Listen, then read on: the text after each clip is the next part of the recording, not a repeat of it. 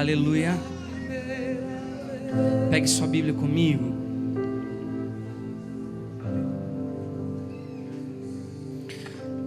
Abra o texto em Oséias, no capítulo 10.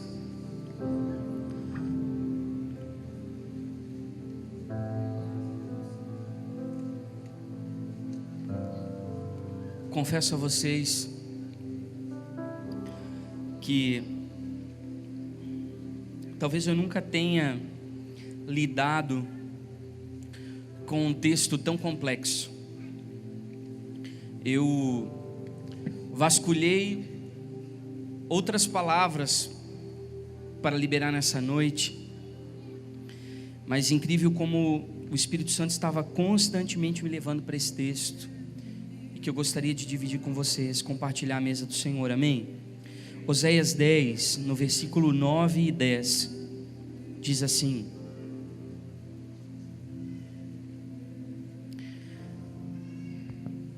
desde os dias de Gibeá, você tem pecado, a Israel, e não mudou. Acaso a guerra não os alcançou em Gibeá por causa dos malfeitores? Quando eu quiser, os castigarei. Nações serão reunidas contra eles para prendê-los por causa do vosso duplo pecado. Repita comigo: duplo pecado. Efraim era bezerra treinada e gostava muito de trilhar, por isso coloquei o jugo sobre o seu belo pescoço, e conduzirei Efraim, e Judá terá que arar, e Jacó fará sulcos no solo. Semeiam a retidão para si, colham o fruto da lealdade, e façam sulcos no seu solo não arado, pois é hora de buscar ao Senhor, até que Ele venha e faça chover justiça sobre vocês. Mas vocês plantaram a impiedade, colheram o mal e comeram o fruto do engano. Visto que vocês têm confiado na sua própria força e nos seus muitos guerreiros, o fragor da batalha se levantará contra vocês, de maneira que todas as fortalezas serão devastadas, como Salmã devastou Bet-Arbel no dia da batalha, quando as mães foram pisadas e estraçalhadas junto com seus filhos.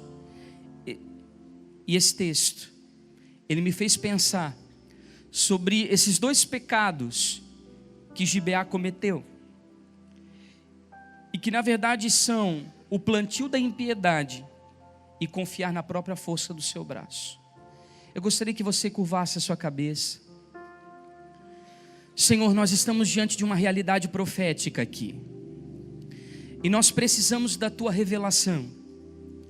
Diante de alguns textos bíblicos, nós declaramos toda a nossa inutilidade sem a tua revelação.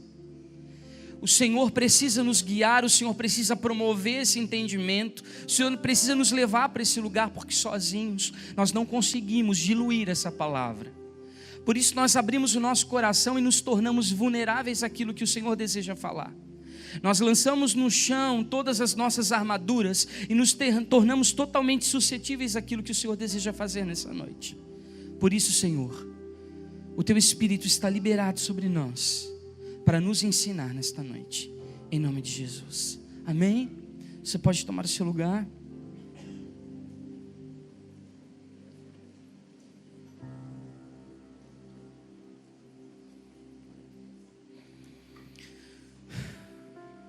Repita comigo: duplo pecado. Esse texto fala sobre algo terrível que tem acontecido nas terras de Gibeá, a ponto de acender a fúria do coração de Deus, a ira do coração de Deus contra o povo. E o Senhor cita dois grandes exemplos aqui desse ato pecaminoso contra o coração deles. O primeiro deles, tratado nessa palavra, nesse oráculo profético de Oséias, está falando sobre o plantio da impiedade. Quando nós, ao invés de nos portarmos como nação santa, nação eleita, povo escolhido, alguém que se priva de todas as benesses do mundo e acaba realmente construindo, criando uma identidade como filhos de Deus, vivendo autenticamente como alguém do céu, estão buscando referências no mundo. Quando nós estamos vivendo a prática da impiedade, Quando nós olhamos para os ímpios e começamos a assimilar no nosso comportamento, no nosso cotidiano, práticas que nos desviam de Deus, que nos levam para fora da vontade do Pai, que nos levam para mais perto das coisas e dos prazeres deste mundo e nos afastam daquilo que o Senhor preza para que nós vivamos no seu reino. E isso consequentemente nos leva ao outro pecado, que está diretamente ligado a esse, porque nós começamos então a nos tornar extremamente humanistas e confiar na própria força do nosso braço, no nosso desempenho, nos nossos talentos, na nossa capacidade, na nossa retórica, naquilo que nós podemos produzir de bom com as nossas próprias mãos. E nós então nos desconectamos de realidades espirituais, paramos de nos nutrir daquilo que o Espírito Santo oferece, paramos de nos alimentar daquilo que a mesa do Senhor proporciona, e nós começamos a trabalhar em cima talvez de um talento, em cima de um conhecimento, em cima de uma habilidade desenvolvida, e nos esquecemos daquilo que flui do trono de Deus através de nós. Nós cortamos essa conexão em banda larga com o Espírito Santo e passamos a trabalhar segundo a nossa vã maneira de viver. Isso vai dar certo por um determinado tempo. Eu costumo dizer que se nós pegarmos um bom advogado, aquele camarada que realmente sabe convencer, e mesmo que ele não conheça o Senhor Jesus, mesmo que ele não tenha nenhum fruto digno de arrependimento, e nós ensinarmos esse camarada um texto bíblico, ele vai saber meia dúzia de textos bíblicos de cor, e ele vai vir pregar aqui no culto de domingo, e muitas pessoas virão à frente chorando, aceitando Jesus. Existe algum compromisso de Deus com a sua palavra, com a expectativa e a fé do coração das pessoas e com a unção que permeia o ambiente. Mas esse camarada só está na retórica, ele só está num dom e no talento, ele realmente está desconectado do padrão. Então existem duas gravidades aqui cometidas. Quando nós tomamos esses caminhos tortuosos, eu comecei a pensar sobre o que teria acontecido efetivamente em Gibeá, que talvez tivesse nos levado para esse comportamento. Eu quero que você abra sua Bíblia comigo em Juízes 19, para nós lermos esse texto.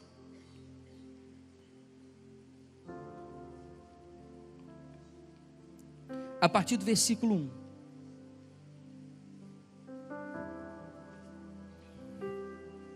Juízes 19 diz assim: naqueles dias em que não havia rei em Israel, houve um homem levita que, peregrinando nos longes da região montanhosa de Efraim, tomou para si uma concubina de Belém de Judá.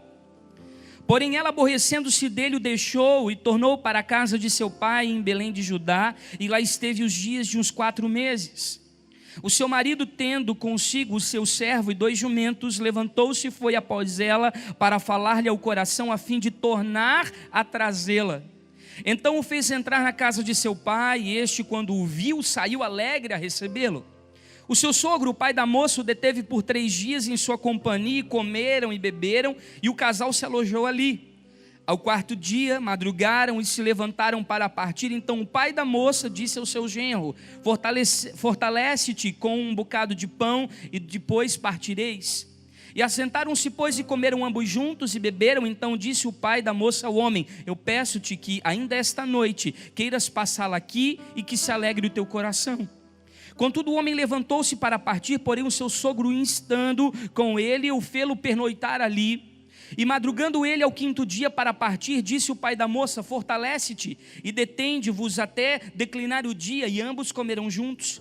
Então o homem se levantou para partir, ele e a sua concubina e o seu moço, e disse-lhe seu sogro, o pai da moça: eis que já declina o dia, a tarde vem chegando, eu peço-te que passes aqui a noite.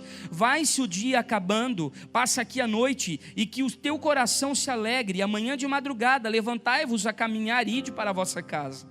Porém o homem não quis passar ali a noite, mas levantou-se e partiu, e veio até a altura de Jebus, que é Jerusalém, e com ele os 2 jumentos albardados, como também a sua concubina. Estando, pois, já perto de Jebus, e tendo-se adiantado a declinar-se o dia, disse o moço ao Senhor: caminhai agora, e retiremo-nos a esta cidade dos jebuseus, e passemos ali a noite. Porém o seu senhor lhe disse: não retiremos a nenhuma cidade estranha que não seja dos filhos de Israel para passarmos até Gibeá. E disse, pois, o moço: caminha e cheguemos a um daqueles lugares e pernoitemos em Gibeá ou em Ramá. Passaram, pois, adiante e caminharam, e ao sol lhe pôs junto a Gibeá, que pertence a Benjamim. E retiraram-se para Gibeá, a fim de nela passarem a noite. Entrando ele, assentou-se na praça da cidade, porque não houve quem os recolhesse em casa para ali pernoitarem. Eis que ao anoitecer vinha do seu trabalho do campo um homem velho, que era esse da região montanhosa de Efraim, pois morava em Gibeá, porém os habitantes do lugar eram benjamitas. Erguendo o velho os olhos, viu na praça da cidade este viajante e lhe perguntou: para onde vais e de onde vens? E ele lhe respondeu: estamos viajando de Belém de Judá para os longes da região montanhosa de Efraim, de onde sou. Fui a Belém de Judá e agora estou de viagem para a casa do Senhor, e ninguém há que me recolha na casa. Ainda que há palha e pasto para os nossos jumentos, e também pão e vinho para mim e para a tua serva, e para o moço que vem com os teus servos, de coisa nenhuma há falta. Então disse o velho: Pai seja contigo. Tudo quanto te vier a faltar, fique a meu cargo. Tão somente não passes a noite na praça. E levou para casa, e deu pasto aos jumentos, e tendo eles lavado os pés, comeram e beberam. Enquanto eles se alegravam, eis que homens daquela cidade, filhos de Belial, cercaram a casa, batendo a porta, e falaram ao velho senhor da casa, dizendo: traze para fora o homem que entrou na tua casa, para que abusemos sexualmente dele. E o senhor da casa saiu a ter com eles e lhe disse: não, irmãos meus, não façais semelhante mal, já que o homem está na minha casa, não façais tal loucura. A minha filha virgem e a concubina dele trarei para fora, humilhai-as e fazei delas o que melhor vos agrade, porém este homem não façais semelhante loucura. Porém aqueles homens não o quiseram ouvir. Então ele pegou da concubina do levita e entregou a eles fora, e eles forçaram e abusaram dela toda a noite, até pela manhã, subindo a alva, a deixaram. A romper da manhã, vindo a mulher, caiu à porta da casa do homem, onde estava o seu senhor, e ali ficou até se fazer dia claro.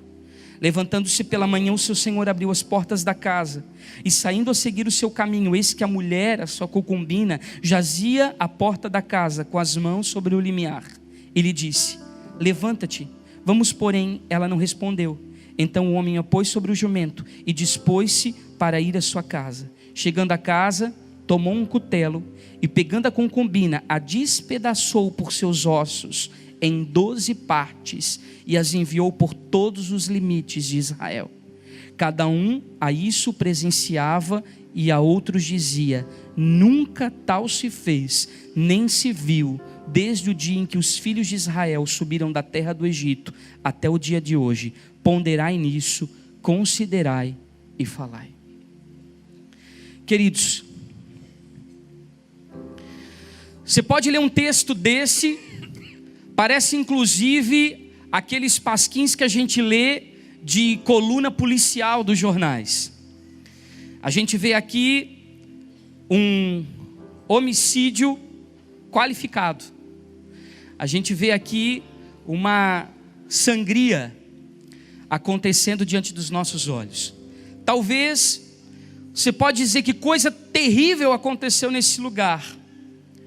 A gente vê um velho da casa que oferece a sua casa, mas oferece também a sua filha virgem, a concubina, para que possam abusar dela, e protege o levita, já que ele era um estrangeiro pedindo abrigo na sua casa, e isso a lei lhe conferia, ou seja, a cultura da época lhe conferia. O levita, que na verdade ele empurra praticamente a sua concubina, a sua mulher ilegítima, para fora, para que seja molestada sexualmente pelos moradores daquela cidade. Depois disso, a esquarteja em 12 partes, distribuindo cada um nas portas de cada cidade vizinha. Os moradores de Gibeá, que são estupradores, que são abusadores, talvez você olhe para isso e veja o caos acontecendo diante dos seus olhos. Talvez quando a gente ligue a televisão, abra os jornais, a gente consiga ver a situação em que está a terra. Nós vimos aqui uma comparação muito contextualizada com aquilo que acontece nos dias de hoje. Não é novidade para ninguém. E talvez quando a gente lê, por tanto ouvir essas notícias hediondas, dessas barbaridades que acontecem quando a gente lê um texto desse, a gente não consegue imaginar a gravidade que é esse fato, porque nós já estamos tão acostumados com as coisas ruins do dia a dia diante dos nossos olhos, que nós perdemos a sensibilidade de se comover com a dor do outro. Mas esse quadro aqui é um quadro terrível e desolador, mas ele tem uma única raiz: a falta de governo do céu. Quando nós lemos os primeiros versículos, no capítulo 19, no primeiro versículo, se você prestar atenção, está escrito: naqueles dias em que não havia rei sobre Israel. E o livro de Juízes vai trazer essa expressão por 4 vezes seguidas, dizendo que todas essas situações deploráveis estavam acontecendo porque não havia um governo do céu que trouxesse as verdades do coração de Deus para estar discipulando aquela nação com princípios e valores do reino. Vamos voltar um pouquinho aqui em Juízes 17, no versículo 6, diz assim: naqueles dias não havia rei em Israel. E aí vem a pior parte desse texto, que diz assim: cada qual fazia o que achava reto diante dos seus próprios olhos. Então, quando falta o governo do céu, cada um faz o que quer. O reino se transforma numa baderna, o reino se transforma numa bagunça. Quando não existe o governo do céu, a terra começa a oferecer modelos de liderança da impiedade para governar sobre o povo de Deus. E aí nós começamos a copiar modelos já repetidos e trazer para dentro da esfera da nossa liderança.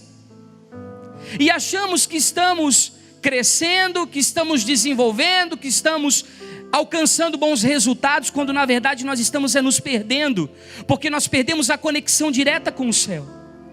O problema aqui não é a liderança em si, o problema é a liderança humana sobre a igreja, que é o corpo místico de Cristo. Não há como nós coordenarmos algo espiritual com padrões que sejam humanos e terrenos. Nós podemos ter um conhecimento intelectualizado, isso é muito importante, mas isso vai ajudar a cooperar com a sociedade e com a comunidade. Mas quando nós falamos em dirigir a casa do Senhor, quando nós estamos falando de conduzir pessoas ao reino, quando nós estamos falando de uma nova mentalidade de governo, não cabe mais o fazer humanista, racionalista, intelectualizado, pautado na nossa cultura vã. Nós precisamos buscar a cultura do reino, a revelação e a mentalidade que flui do céu. E aí nós começamos a entrar num problema, porque a liderança da terra, ela funciona desconectada do propósito eterno de Deus. Tudo aquilo que foi revelado na origem, quando nós começamos a enxertar com coisas humanas, coisas naturais, coisas da terra, elas começam a se perder, elas começam a se corromper, elas começam a se deteriorar, porque nós estamos corrompendo o original. Nós não estamos buscando da fonte, nós não estamos bebendo de Deus, nós não estamos buscando do seu coração. Nós estamos sendo instruídos a mudar e a transformar uma igreja. Quantas ministrações poderosas eu tenho visto de homens de Deus estimulando homens e mulheres hoje a mudarem, a transformarem a igreja, a contribuírem com seus dons, com seus talentos, a colocarem a mão na massa, a fazer algo novo para acontecer. E nós temos ministrado sobre isso, sobre uma mudança de plataforma de serviço para a igreja, sobre uma mudança de configuração do trabalho, onde cada um de nós vai ser surpreendido com novos dons nesse tempo, em que Deus vai nos usar para transformar a sociedade. Mas isso não pode acontecer estimulado por um vento humanista, porque senão nós vamos provocar uma descontinuidade da visão, porque nós precisamos avançar no reino, mas nós não podemos perder a essência. Nós precisamos crescer no reino, mas nós não podemos perder a visão original. Nós precisamos guardar aquilo que há de mais precioso na origem que foi dado por Deus. É positivo quando nós encontramos um novo fazer como igreja. Nós vimos muitas igrejas de vanguarda que estão realmente modificando a estrutura da eclésia. Quando nós olhamos para os frutos da igreja, nós vimos coisas surpreendentes. Nós vimos muitas igrejas acontecendo em muitos lugares do mundo, com coisas sobrenaturais, com milagres, com prodígios, com maravilhas. Mas espera aí, Eu não posso me adequar às demandas emergenciais da sociedade, ampliar a visão, melhorar a missão e perder o perfume, e perder a visão original, e perder o coração que Deus nos deu, e sair da rota, sair do rumo, sair daquilo que Deus planejou para as nossas vidas. Nós vamos ampliar a missão, sim, no sentido de alargar a tenda, de dilatar os limites, mas nós não podemos redefinir uma missão de acordo com os nossos achismos. Nós não podemos corromper o fundamento que o Senhor liberou sobre as nossas vidas. E o que tem acontecido hoje é que, sem uma liderança, o corpo está sofrendo mutilação. O corpo de Cristo está mutilado. O número 12 fala de um número de governo. Esse corpo foi mutilado em 12 partes. Isso está falando de um governo fragmentado. Isso está falando de um governo que está quebrado, que está cortado, que não tem mais ligaduras, que não tem mais vínculos. E essa ausência de governo, ela começa a construir um cenário de crise na igreja. Você começa a observar que nós temos divergências teológicas hoje, a ponto de fazer com que pessoas que caminham de mãos dadas se afastem. Porque hoje é mais importante, talvez,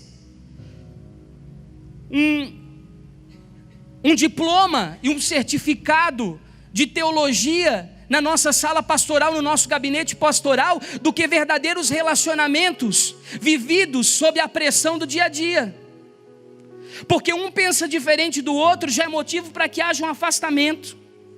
E essa falta de liderança do céu começa a promover o caos.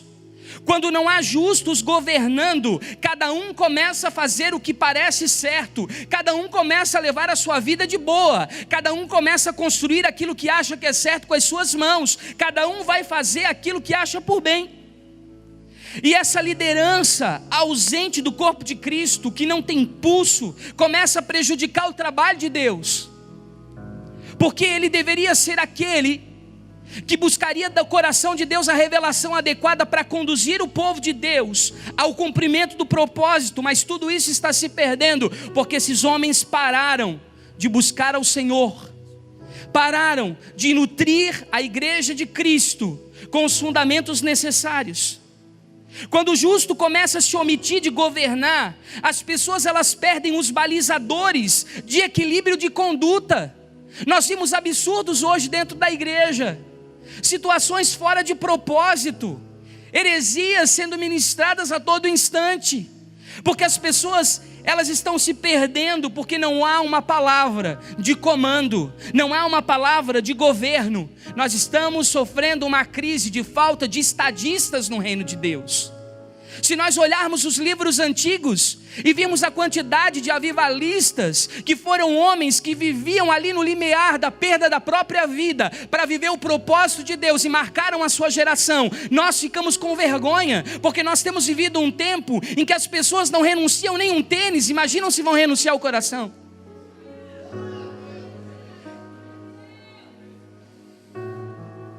Nós estamos nos perdendo, porque perdemos a essência da visão.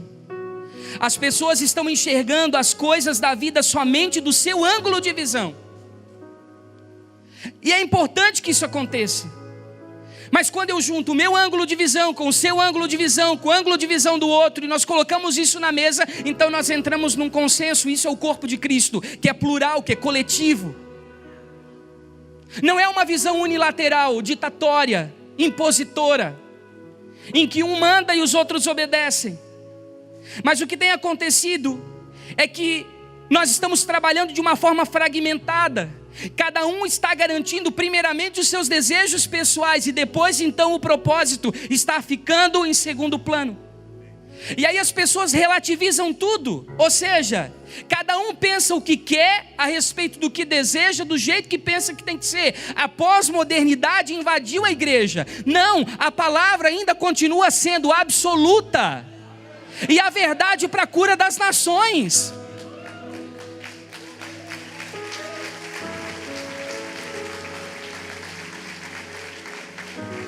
Existe um caminho. E eu volto a dizer, nós estamos vivendo uma crise por falta de estadistas do reino. Nós temos uma boa referência aqui e ali, temos alguns bons modelos aqui e ali, mas ninguém mais hoje é a voz. É apenas uma voz, é apenas mais uma palavra, mas não é a voz e é a palavra. Porque somente é a voz e a palavra quem está conectado diretamente ao coração de Deus e está diante do trono do Pai. Os homens que Deus confiou mensagens poderosas, visões audaciosas que iam mudar gerações, infelizmente se venderam e se corromperam, negligenciaram o seu ofício, fugiram da sua identidade no reino. E todo esse silêncio e essa omissão desses homens que Deus confiou a mensagem gerou uma decadência moral sobre a igreja de Cristo. Hoje o justo é injusto, o certo é errado e o errado é certo. Já não se tem mais nenhum tipo de precisão em relação à conduta. Cada um faz o que acha que tem que ser feito e vai empurrando a visão com o umbigo até ver onde é que vai dar.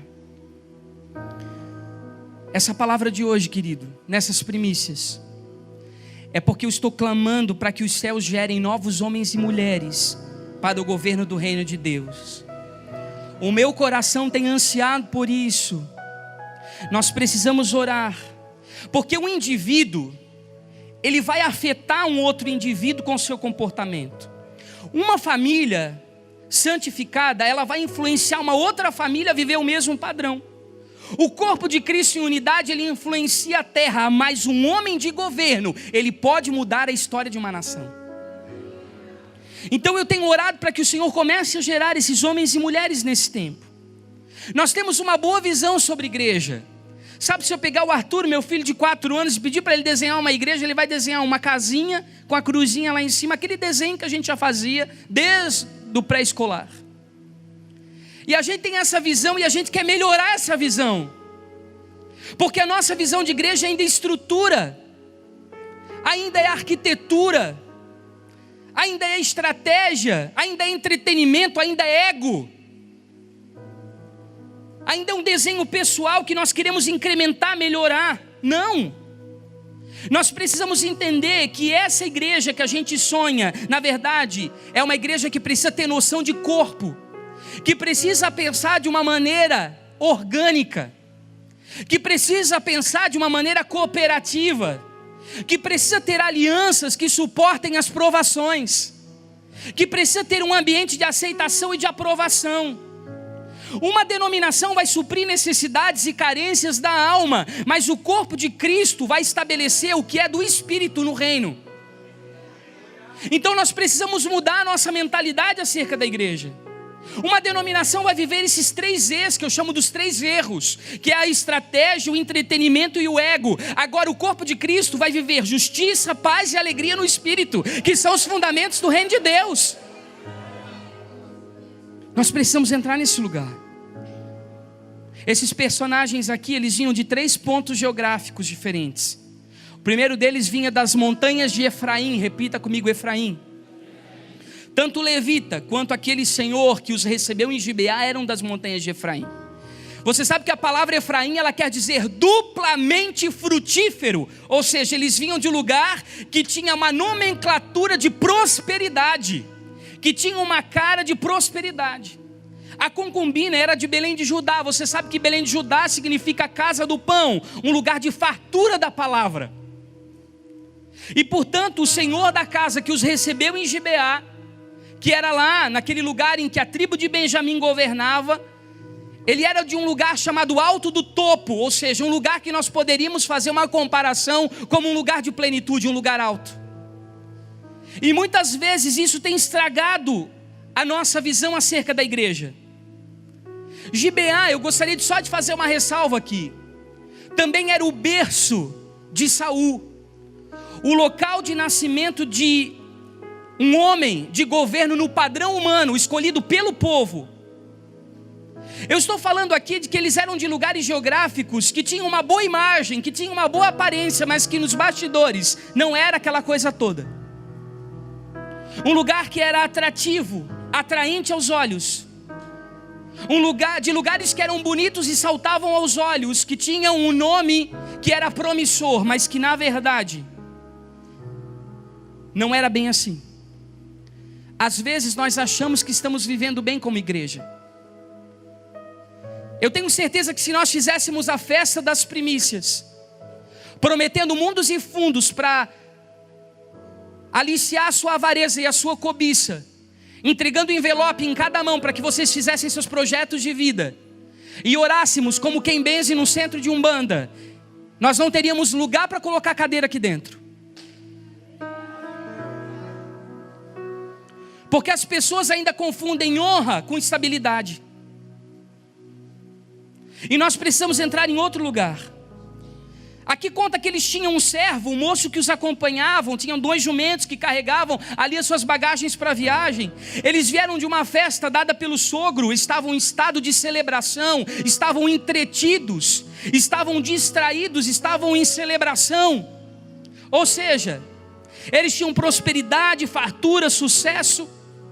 Mas esse lugar é extremamente perigoso, porque pode nos dar uma falsa sensação de bem-estar e começa a impedir você de ver o verdadeiro estado que a sua vida se encontra e ter um encontro com o lugar em que você caiu. Você fica mal acostumado. Eu não tenho problema nenhum com a prosperidade, como o pastor Luiz falou. Se você não gosta de dinheiro, dá para mim que eu sei o que eu faço. Só que isso não pode governar o seu coração, nem conduzir a sua vida espiritual. Algumas vezes nós estamos confortáveis demais para a vida que nós nos propusemos a servir, para a visão que nós abraçamos, e isso está nos atrapalhando. Isso começa a diminuir a nossa atenção espiritual, começa a diminuir o nosso prazer de estar com Deus, começa a diminuir o nosso estado de vigilância, nos distrai, nos torna religiosos, repetitivos, ritualistas. Viemos no culto porque temos que vir, porque cumprimos uma escala, porque estamos envolvidos com o trabalho, mas nós estamos entrando num quadro terrível de apostasia e frieza sem nos dar conta disso. Eu preciso avisar isso para você.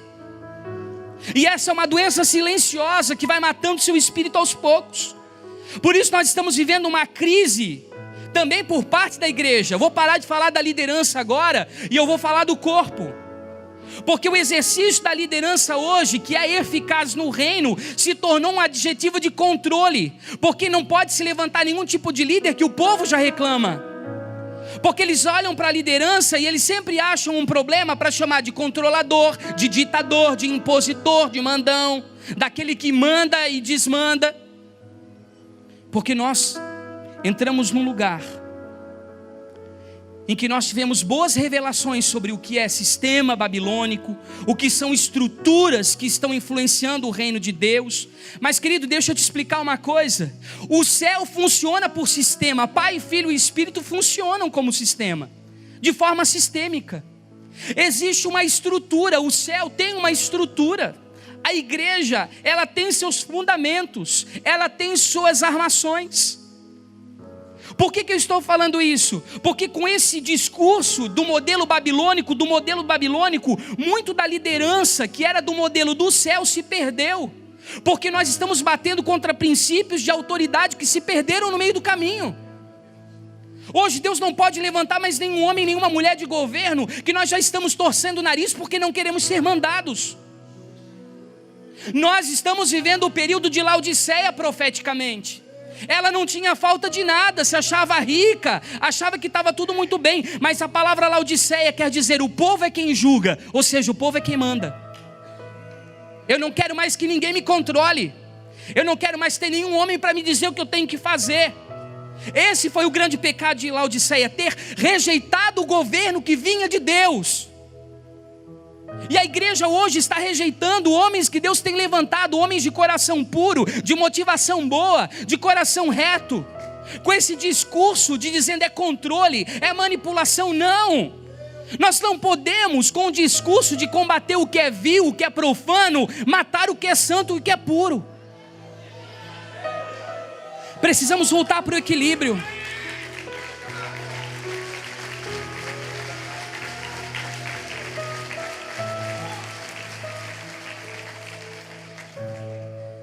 Vamos falar a verdade. Ninguém mais quer dar satisfação da sua vida para ninguém. As pessoas perderam a noção de honra aos seus líderes. Ah, não, eu não vou bajular. Não, querido, bajulação é uma coisa, honra é outra coisa, completamente diferente. As pessoas hoje fazem o que bem entendem, não prestam contas dos seus atos para ninguém.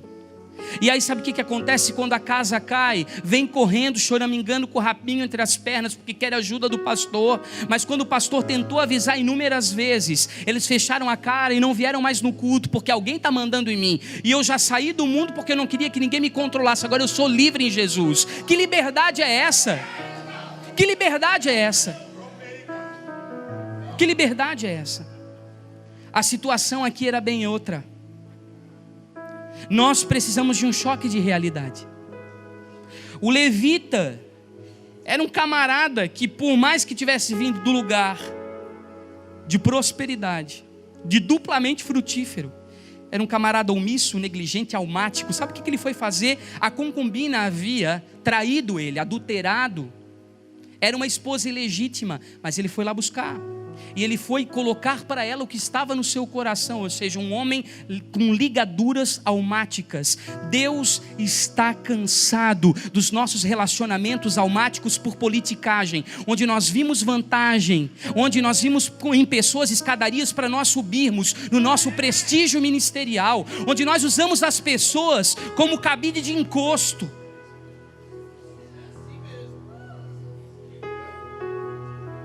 Deus quer que voltemos a relacionamentos puros, não almáticos. A concubina, pagando de primeira esposa de bacana, era na verdade a adúltera prostituta que aborreceu seu marido porque o traiu e retornou para a casa do seu pai trazendo vergonha. Tanto que o pai, quando viu o rapaz vir buscar ela de volta, ficou feliz da vida, deu até uma festa. Puxa, a minha vergonha está indo embora.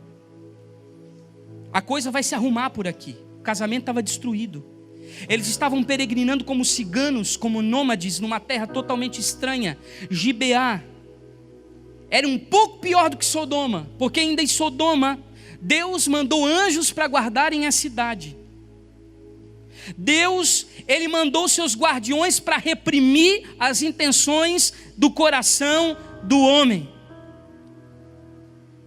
Gibeá não tinha. E a concubina foi agredida pelos filhos de Belial. Repita comigo, filhos de Belial. Esse termo, ele merece a nossa atenção. Aqui fala que o homem da casa, quando ele viu aquele disparate diante dos olhos dele, aqueles homens estranhos baterem na porta da casa, esmurrarem a porta da casa, tentando pegar aquele homem para abusar dele, para estuprá-lo.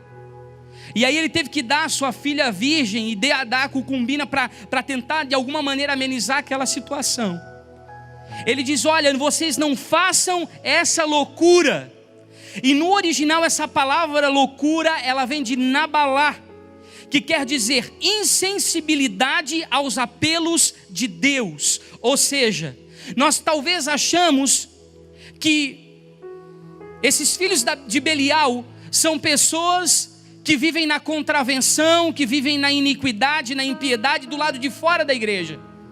Mas o recado aqui é justamente para Israel, para pessoas que perderam a sensibilidade aos apelos de Deus, que necrosaram a sua moral, que entraram no princípio da lepra, em que Deus avisou 1, 2, 3 vezes, não façam isso, e eles continuaram tomando caminhos errados, portanto o juízo veio.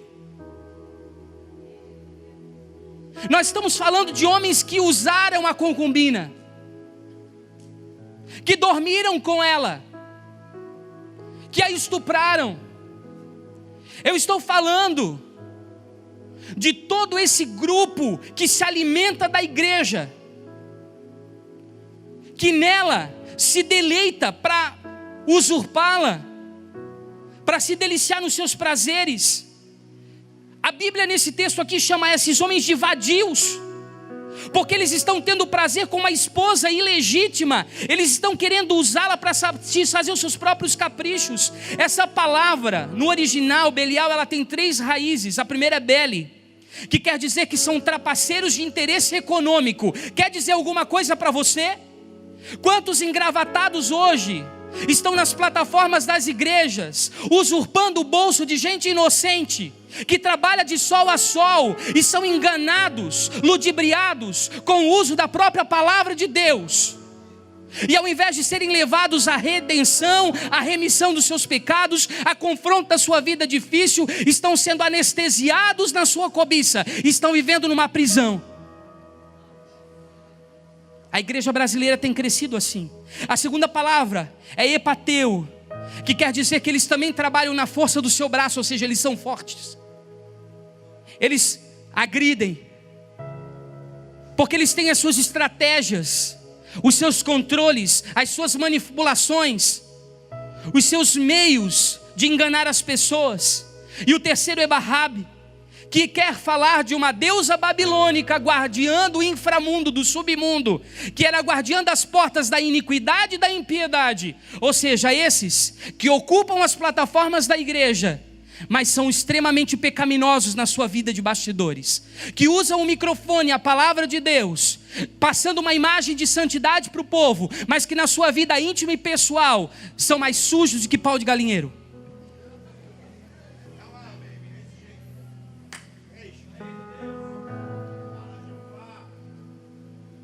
A concubina foi pega. Agora deixa eu falar com a concubina.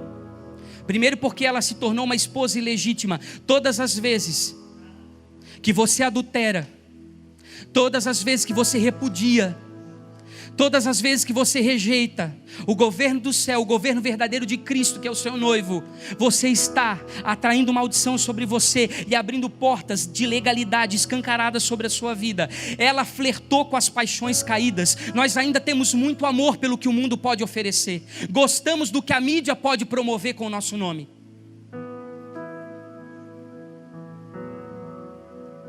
Nós nos alimentamos disso.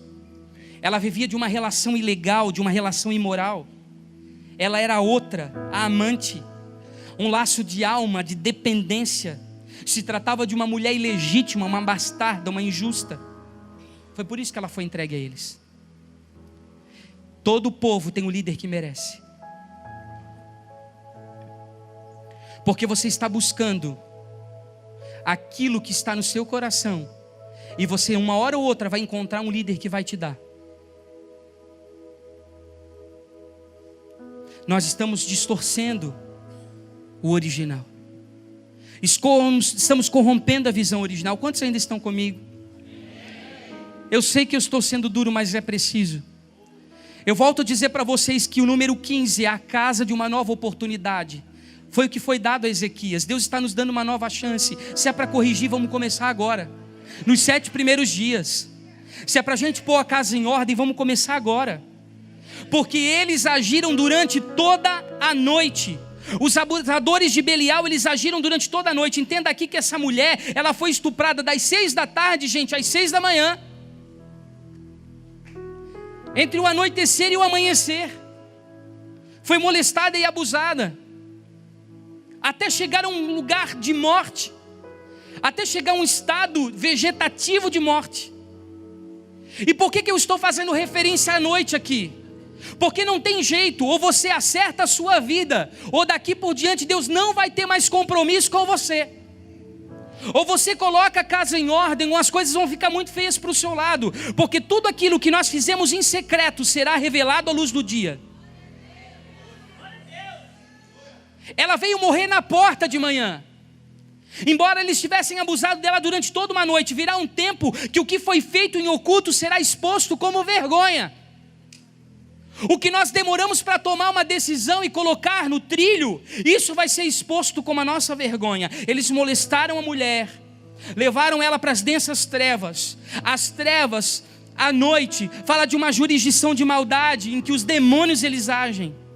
Nós precisamos entender que o mundo, ele só pode te trazer abuso. Quem te honra é o marido verdadeiro.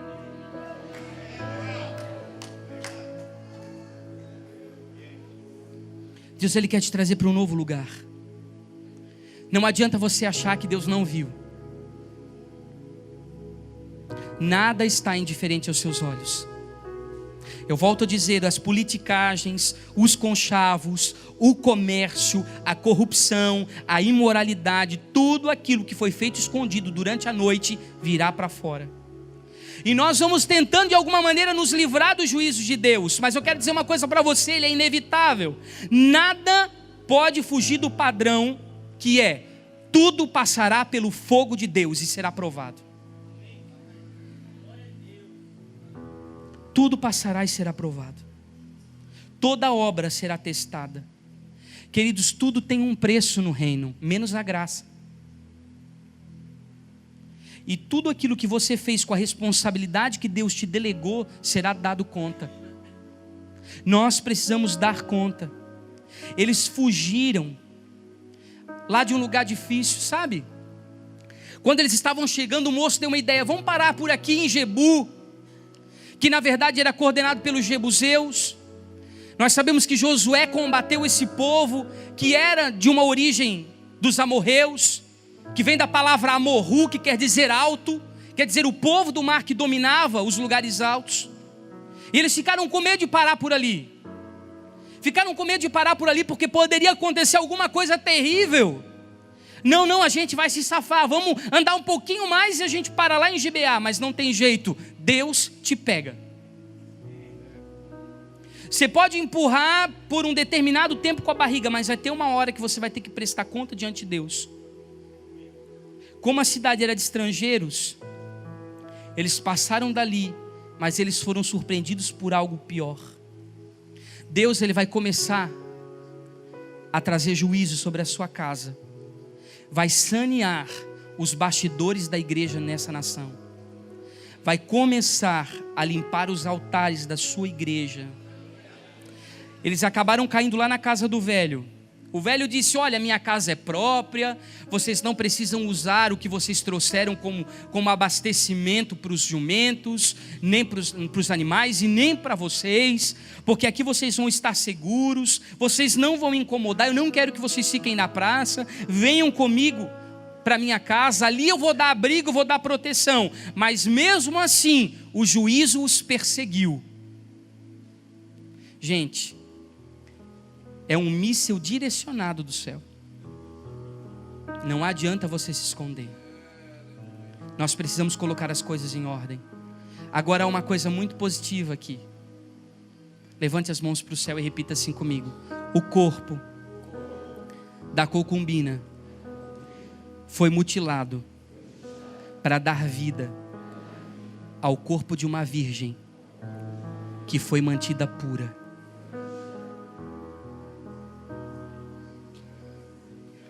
Amém? O corpo da virgem foi preservado. Pode parecer barbaridade. Quando você olha para isso aqui, a gente vê um final trágico dessa história. Um corpo que foi desmembrado. Mas na verdade esse corpo desmembrado foi uma denúncia profética acerca do governo do reino. Por quê, gente? Deus é relacionamento. Você pode dizer que Deus é soberano, que Deus é criador, que Deus é majestoso, que Deus é pai.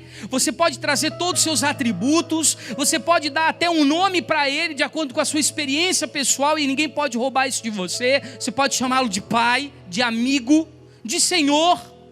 Você pode ter a sua interpretação.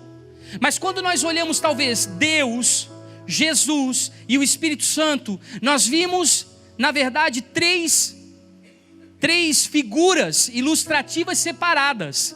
Mas quando você olha para a família de Deus e você vê Pai, Filho e Espírito funcionando juntos, nós vimos aquela demonstração matemática da intersecção, em que são 6 círculos juntos, e justamente onde esses 3 círculos estão juntos, que lá na escola a gente pintava para dizer onde os 3 se ligam, é dali que nós somos feitos.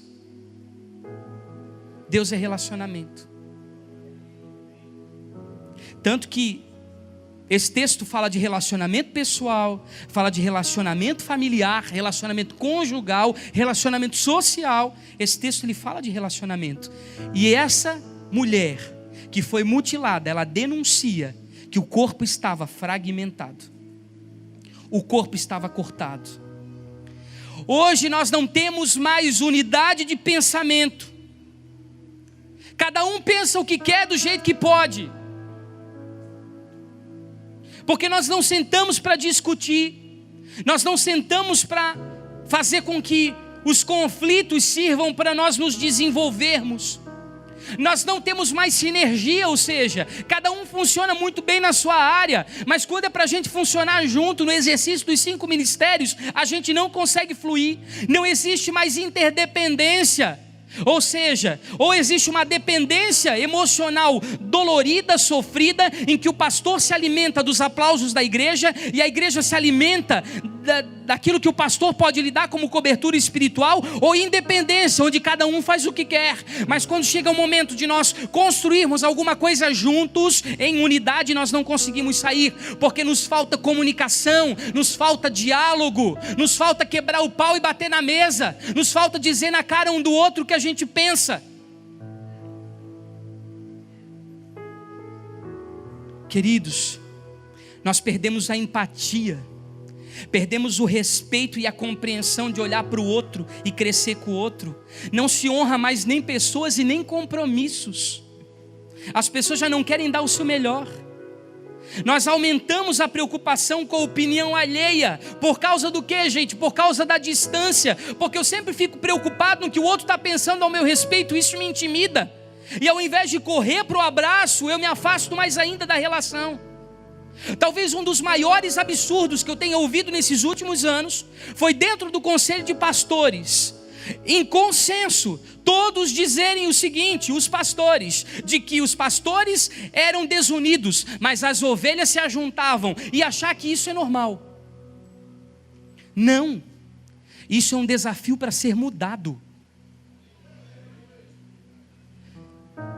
Só que quando um confronta o outro, e a primeira palavra contrária sai da boca de alguém que você se importa, ao invés de entender que o outro está contribuindo para o seu crescimento, você se afasta e evita se relacionar.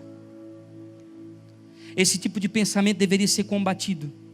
Sabe de uma coisa? Eu nunca vi tantas igrejas evangélicas crescerem nos últimos anos. Se você sai nos bairros da cidade, você vê muitas portas, muitas denominações.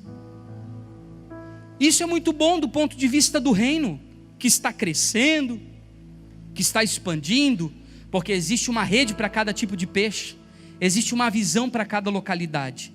Mas do ponto de vista do relacionamento, sabe o que acontece? Muitas dessas igrejas não nasceram de uma forma saudável debaixo de uma palavra de Deus, nasceram por causa de feridas de relacionamento não curadas. E são pessoas que fragmentam e racham, quebram e racham, e procuram a sua própria visão e vão o quê? Vivendo a sua própria vontade. Estão juntas enquanto é cômodo, enquanto todo mundo está ganhando, e não voltam para consertar. E é justamente nos relacionamentos que nós fomos feridos que nós vamos ser curados e tratados. Por isso que nós precisamos voltar para esses relacionamentos, porque é muito fácil dizer para você que eu morro pelo reino, mas eu não morro talvez por alguém que trabalha comigo no dia a dia no ministério. Será que eu consigo dar o meu corpo, que haja em vós o mesmo sentimento que houve em Cristo Jesus, que não usurpou ser como Deus, mas humilhou-se a ponto de morrer com morte de cruz? Será que nós podemos morrer pelo outro? Será que existe realmente esse amor verdadeiro a ponto de abrir mão das suas ideologias e dizer, eu preciso dar a mão para o outro e não deixar a peteca cair, porque a gente está junto e a gente vai fazer o reino avançar? Nós precisamos de um choque de realidade. Sabe por quê? Nós estamos adoecidos. As nossas igrejas se transformaram num baile de máscaras, porque nós temos muitas coisas para dizermos uns para os outros, mas nós não temos coragem, porque nós temos medo de não ser amado, medo de não ser aceito, e os nossos vínculos estão adoecidos. E isso faz com que a gente dependa dos elogios, e isso vai adoecendo os nossos corações. Por quê? Porque nós estamos com necessidade de autoafirmação, nós estamos nos preocupando menos com as críticas. Você sabe disso? E nós deveríamos olhar para a crítica como uma forma também de Deus se expressar. Sabe que nós deveríamos dar mais ouvido para alguns determinados comentários, Porque quando nós achamos que a nossa visão está muito bem, obrigado, e nós não precisamos da opinião alheia, é porque nós engessamos a visão e nós não estamos mais deixando ninguém contribuir para aquilo que Deus está fazendo. E Deus não trabalha sozinho, com ninguém. Queridos, nós somos muito abertos a receber elogios. Um dia desse eu estava ouvindo uma entrevista com um produtor musical das estrelas aí do momento, e ele disse uma coisa muito interessante. Ele diz assim: muitos caem na carreira porque acreditam demais nos aplausos. Hoje a gente se alimenta dos elogios, mas não recebe crítica. Eu quero ver a gente sentar e morrer e ouvir algumas críticas que a gente precisa ouvir a nosso respeito. Isso vai fazer com que a gente seja curado e a gente cresça. Então criou-se um ambiente de hipocrisia. Parece que funciona, a imagem é muito perfeita, mas nos bastidores, quando a coisa realmente deseja acontecer, os relacionamentos estão fragmentados. Sabe o que um dos ativistas da agenda gay, que tem promovido toda essa revolução sexual no Brasil, deixou claro numa entrevista? Ele falou assim, ó: os cristãos não são uma ameaça, eles são apenas um desafio a ser vencido. O ponto fraco deles se chama desunião. Você já percebeu como eles são fragmentados? Eles têm pensamentos divergentes e não caminham juntos. Nós sim, nós temos uma convicção. É isso que o mundo pensa de nós. É isso que o mundo pensa de nós. É isso que estão dizendo em 2015 a nosso respeito lá fora. Então, quando nós não estamos conectados ao cabeça, o reino é mutilado, o corpo é mutilado.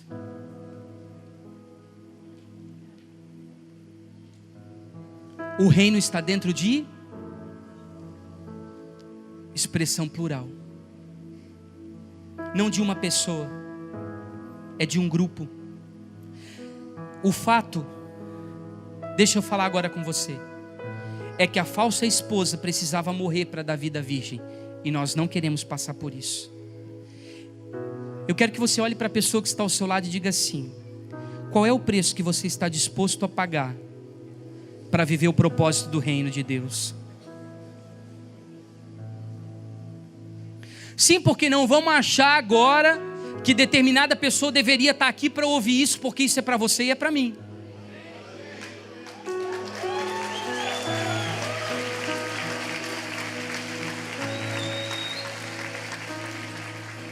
Deixa eu dar um recado para você. Nós fizemos parte dessa esposa adúltera. Quando nós negociamos os nossos valores, quando nós prostituímos os nossos princípios, quando nós vendemos a nossa fé. E esse levita, ele precisava cumprir um propósito sacerdotal, ao invés de viver almaticamente. A adúltera morreu no lugar da virgem. Por quê, gente? Muitas pessoas podem pensar, mas ela não desceu ao nível mais terrível da criação por se igualar a um animal? Porque na verdade ele usou um cutelo e ele fez um corte ritualista ali, para um sacrifício. Será que não está cumprindo a palavra de Romanos capítulo 1, que essa esposa se tornou tal qual a criatura? Não. A adúltera morreu no lugar da virgem, porque ela se entregou por ela. Nós precisamos dar a vida agora, para manter dentro da casa do Pai uma virgem pura e inocente e imaculada.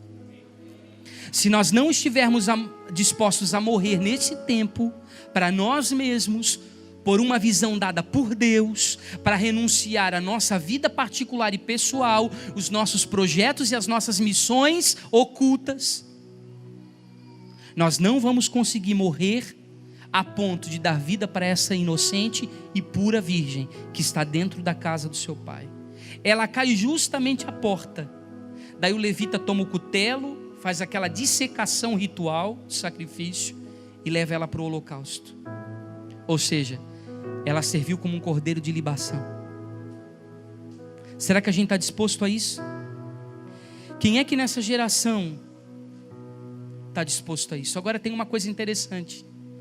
No ano passado, quando eu ministrei sobre Uda e Josias, nós falamos sobre o ministério dos apóstolos e dos profetas. E nós falamos sobre um encargo poderoso que Deus traria. Só que nós, em alguns momentos, negligenciamos essa função. Ao invés de desbravar e de confrontar, ao invés de cumprir os fundamentos da nova aliança, nós nos omitimos. E sabe que quando eu vejo esses 2 jumentos que carregaram o corpo da concubina dilacerado, eu lembro dos 2 encargos, dos 2 serviços, do apóstolos e dos profetas. Eles é que vão conduzir essa vergonha sacrificial da noiva por todos os outros lugares, para preservar essa noiva pura, essa noiva sem mácula, essa noiva adornada com vestes de pureza, que foi mantida ilesa na casa do seu pai, para cumprimento do propósito.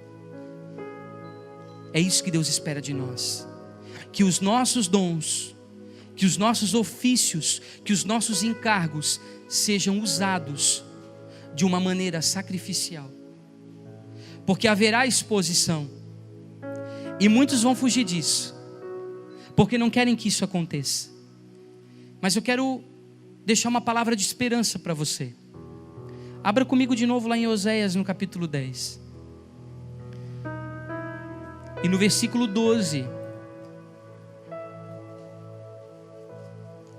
O versículo que nós passamos por cima dele. E sequer percebemos. Diz assim: pastor, então qual é a mensagem que o pastor deixa para esse ano de 2015?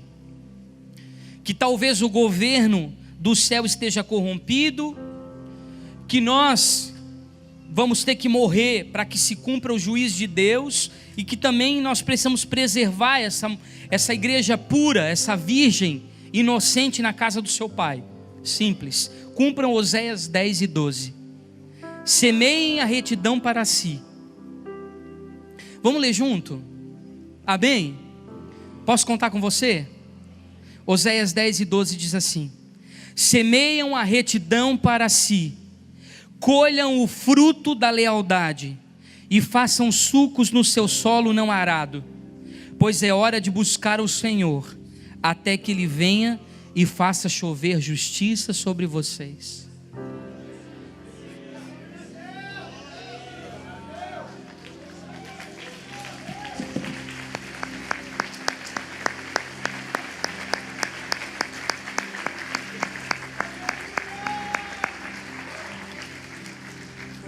Eu quero que você fique de pé.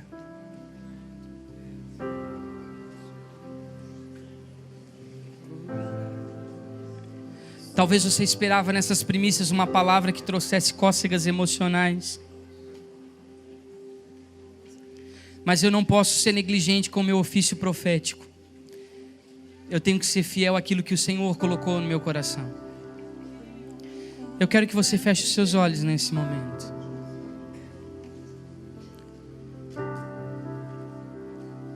Que nós tenhamos o nosso coração lavado de todo o julgamento, porque nós não estamos levantando o dedo aqui para acusar. Na verdade, nós precisamos reconhecer que nós temos falhado diante do Senhor. Essa é uma noite para nós nos arrependermos. Essa é uma noite para nós chorarmos. Esta é uma noite para nós refletirmos, porque não está tudo perdido, ainda há esperança, mas tudo depende disso aqui, de eu voltar a semear com retidão, para que eu colha o fruto da lealdade, para que eu possa construir, fazer sucos, buracos no solo ainda que não foi preparado. Isso vai dar muito trabalho, muito pano para manga. Porque sentar para discutir, sentar para planejar, sentar para confrontar, sentar para chorar, vai gerar muita dor. Há muitas coisas para serem ditas, há muitas coisas para serem ouvidas. Vai gerar muito peso, mas é extremamente necessário, porque é hora de buscar o Senhor até que Ele venha. e então Ele faça chover justiça sobre nós, não juízo.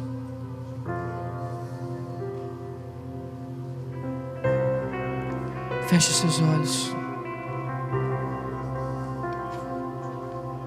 Eu quero deixar você à vontade. Se você nessa noite tem um encargo profético intercessório no seu coração, se você recebeu essa palavra no seu espírito, se você entendeu isso, se você é esse homem e essa mulher de governo, que você tem dito assim: Senhor, pode estar faltando gente aí, mas eu quero consertar a minha vida porque eu quero me candidatar. O Senhor tem algo estabelecido com os improváveis, com os rejeitados, com aqueles que não tiveram nenhum tipo de oportunidade. Basta ter um coração sincero, reto e aberto para aquilo que Deus vai fazer, e a graça dele se manifestará sobre você. E você tem toda a liberdade de sair agora do seu lugar e tomar o seu lugar de arrependimento aqui na frente, como igreja, coletivamente, como essa noiva que deseja dar a sua vida para que essa virgem seja preservada. Não seja mais concubina, seja virgem. Não seja mais a ilegítima, seja a inocente. Não seja mais a ilegal, a imoral, a bastarda, seja a pura, seja sem mácula. Escolha isso nesta noite. 2015, um tempo de mais santidade, de maior entrega, de maior compromisso, de maior comprometimento, de maior transparência, de maior verdade.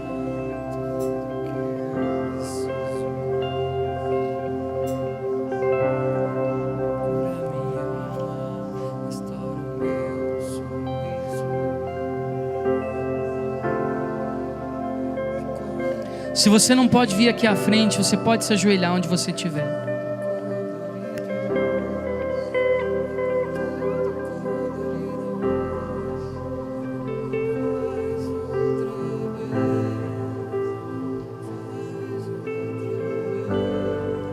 Não priorize mais os seus projetos pessoais.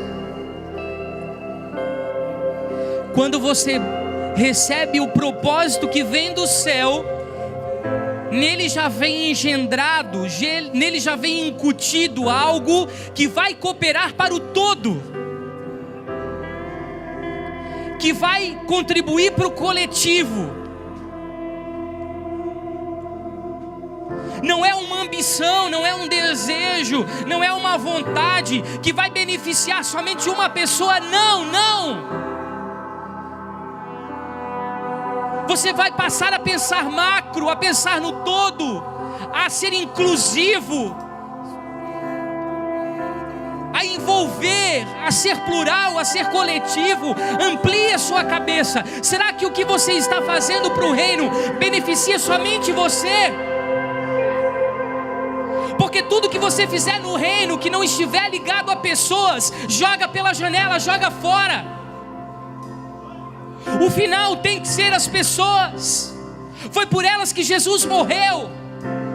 Elas é que precisam ser redimidas. Nelas está contida o reino. Será que nós podemos morrer pelo outro?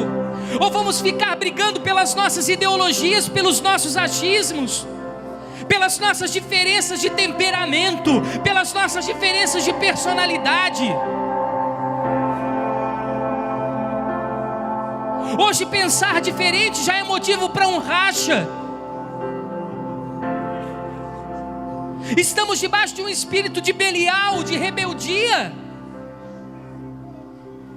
em que garantimos um sucesso econômico, financeiro, uma projeção pessoal, em que nós estamos fazendo o serviço do reino na força do nosso braço, na capacidade do nosso intelecto, nas resoluções dos nossos planejamentos humanistas, racionalistas. Talvez nós estejamos repletos de iniquidade, de impiedade e de uma forma profana, contribuindo para o império das trevas avançarem. Nós precisamos de exposição, de arrependimento, de confissão, de perdão, de princípios redentivos que nos levem a redimir a nossa casa, a nossa família, e para isso nós vamos precisar morrer. Chega de governo destituído. O governo da eclésia precisa ter um único propósito, e esse se chama o estabelecimento do reino de Deus e o cumprimento do seu propósito na terra. Não há outra visão, não há outra visão. Não há outra missão, não há outra missão, é uma única visão, uma única missão, estabelecida sobre a terra, debaixo do governo do Espírito.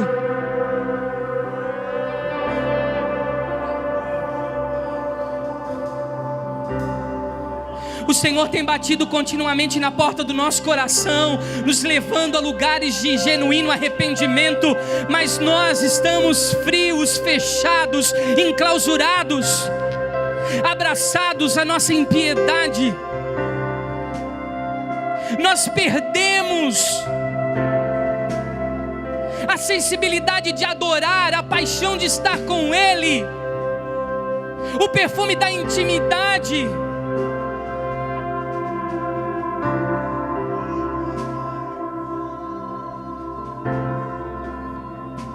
Nós chegamos a um lugar muito perigoso, de alto risco. Nós olhamos para as manifestações do Espírito e enxergamos como algo retrógrado, algo do passado. Não, nós não podemos confundir em nenhum momento uma mudança de pensamento com a frieza espiritual. Você pode desenvolver no seu ministério, você pode ampliar, mas por favor, limpe o seu coração da amargura, volte para os relacionamentos, volte para a mesa. Se aproxime das pessoas, justamente daquelas que você tem mais problema, é com elas que você tem que estar, porque Deus não dá o que nós precisamos, o que nós queremos, Deus nos dá o que nós precisamos. Talvez essa pessoa que Deus tenha colocado do seu lado seja a maior ferramenta do Espírito Santo para tratar o seu caráter, e você está fugindo dela. Morra por ela, seja mutilado por ela, viva o sacrifício por ela, morra pelo outro, morra pelo outro. Nós dissemos morrer por uma visão, morrer por uma missão, e nós não morremos por ninguém.